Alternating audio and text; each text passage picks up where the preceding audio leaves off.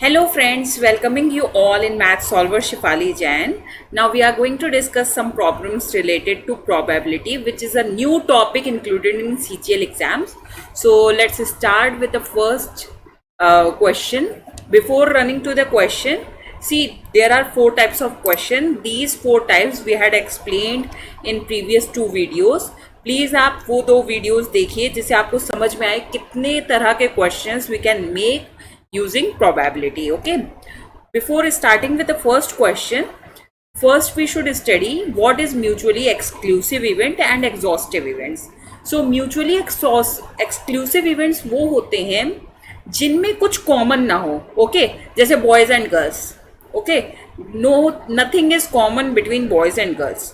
So these are mutually exclusive events. For example, अगर आप class 11th में पढ़ रहे हो और क्लास 12th में पढ़ रहे हो, A is the event of collection of boys and B is the event of collection of girls. So these are not interrelated. इसमें कोई रिलेशन नहीं है. What is the probability of getting boys? तो आप probability of A upon total outcome कर दोगे. ठीक है, मतलब ए नंबर ऑफ बॉयज रख के अपॉन टोटल आउटकम कर दोगे. इसी तरह से आपसे पूछा जाए प्रोबेबिलिटी क्या है कि गर्ल्स आए, तो जितनी गर्ल्स हैं उनका number divided by total number of students studying in class 11th. Okay, these are types of mutually exclusive event. एक और एग्जाम्पल मैं देती हूँ. अगर आपने डाइस कोई उछाला और आपके पास कितना मतलब पॉसिबिलिटी है, क्या क्या आ सकता है एक डाइस उछालने पे, 1 2 3 4 5 एंड 6. ठीक है, ए मैंने कहा गेटिंग इवन नंबर. ओके, इसी तरह से आपने बी को बोला गेटिंग ऑड नंबर. तो ए में वो सारे एलिमेंट्स आएंगे जो इवन नंबर होंगे, जैसे 2 4 एंड 6. एंड बी में हमारे क्या आएंगे, सारे odd number, for example 1 3 and 5. ठीक है, these are the three possibility in dice for odd and even. अब इसमें देखिए आप, बी और ए में कुछ भी कॉमन नहीं है. That is why they are exclusive event. Means कुछ भी कॉमन नहीं होना चाहिए दोनों इवेंट्स में. इसी तरह से एग्जॉस्टिव इवेंट्स वो होते हैं अगर हम दो या दो से ज़्यादा सेट्स को कंबाइन करें तो मेरे पास फुल सैम्पल स्पेस आ जाए. इसीलिए मैंने यहाँ पे लिखा A union B is equals to S. For example, इसी में ले लो आप, ए हमने गेटिंग इवन नंबर लिखा था, बी ऑड लिखा था. अगर इन दोनों का यूनियन हम करें तो मेरे पास सारे नंबर आ जाएंगे जो एक डाइस को उछालने में आते हैं, पॉसिबल हैं, 1 2 3 4 5 6. So these are also exclusive event. Now अगर आपको क्वेश्चन में बोला जाए ए और बी, तो आपको सिंपली ए यूनियन बी निकालना है. ठीक है, अगर बोला जाए A and B, then you have to find A intersection B. इसी तरह से अगर आपसे बोला जाए ए बट नॉट बी, ये सारे सिंबल्स और representation you should note down in copy and आप अपने माइंड में इन सबको बैठा लो, because these type of questions are regularly asked. A but not B में आप क्या लिखोगे, ए माइनस बी, और you can say A intersection B complement. B complement क्या होता है, बी को छोड़कर सारे इवेंट्स. फॉर एग्जाम्पल, इसी में हम ले लेते हैं, बी मतलब क्या था, गेटिंग ऑड नंबर. सो सारे ऑड नंबर को आप छोड़ दीजिए, बाकी जो पॉसिबल आउटकम्स है वो आप नोट डाउन कर लेंगे. जैसे यहाँ पे आप कह सकते हो B is the complement of A and vice versa. ठीक है, गेटिंग ऑड, अगर ऑड नंबर नहीं आ रहा है तो मीन्स इवन आ रहा है.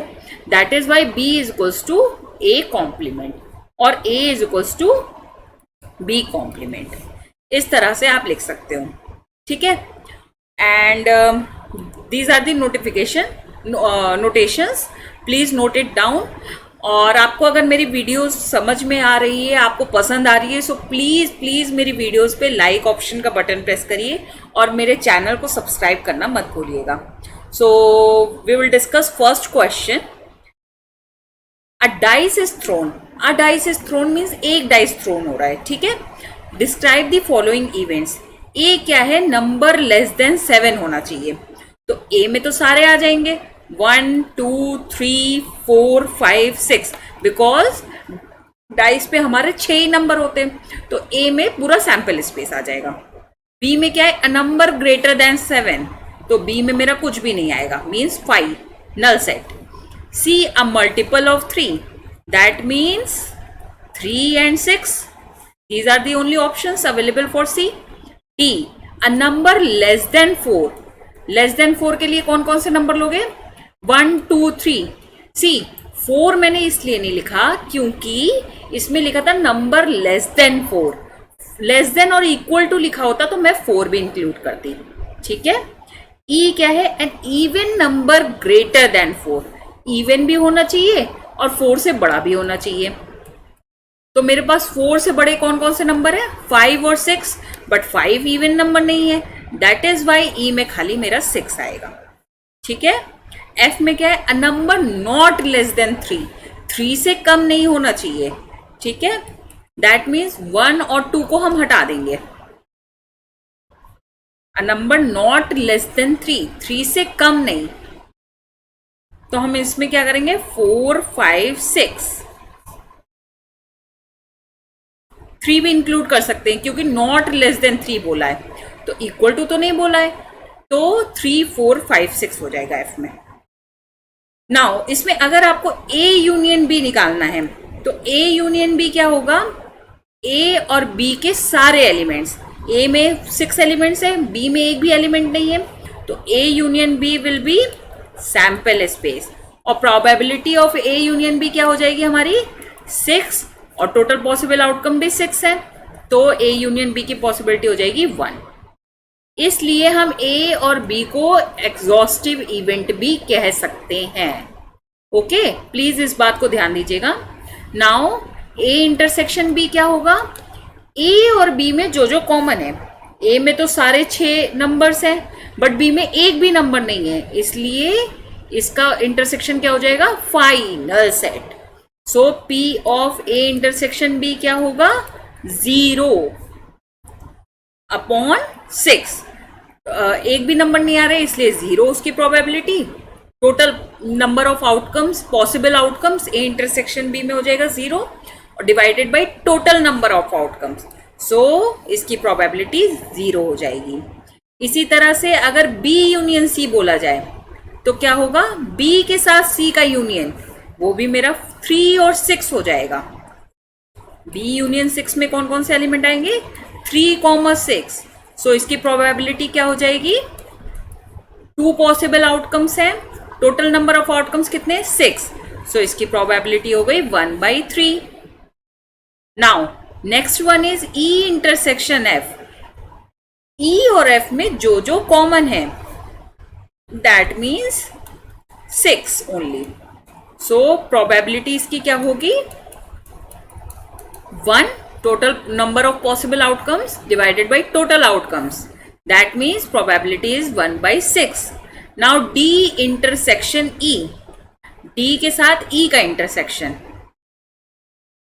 D इंटरसेक्शन E, D और E में क्या कॉमन है, कुछ भी नहीं कॉमन है, क्यों, क्योंकि D में बोला था 1 2 3 और E में 6 है खाली, तो इसमें कुछ भी कॉमन नहीं है, that is why D intersection E में 5 हो जाएगा। प्रोबेबिलिटी इसकी क्या आएगी, 0। So these are mutually exclusive event. Okay, मैं इसी क्वेश्चन में सारा म्यूचुअली एक्सक्लूसिव और एग्जॉस्टिव इवेंट्स डिस्कस कर रही हूँ, सो प्लीज इसमें ध्यान दीजिएगा। A माइनस C और ये सब कैसे निकालते हैं, A minus C, that means A intersection C complement. अब C में कौन कौन से एलिमेंट थे मेरे, 3 और 6, तो C कॉम्प्लीमेंट में क्या होगा, 1 2 4 5। C में मैं नोट कर लेती हूँ 1 2 4 5, ठीक है।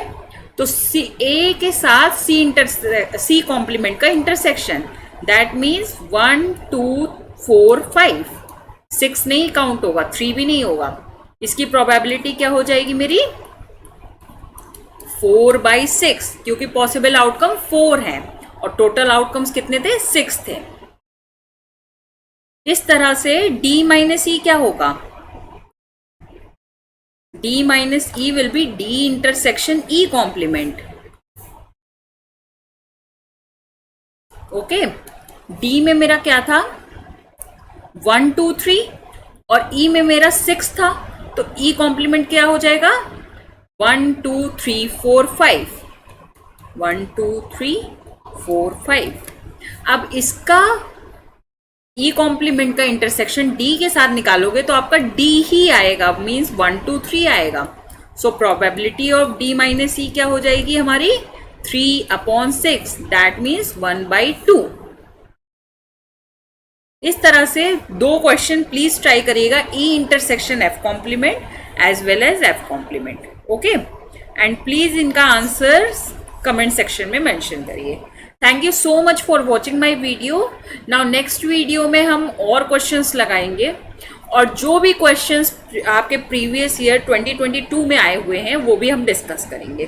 Thank you so much, bye bye.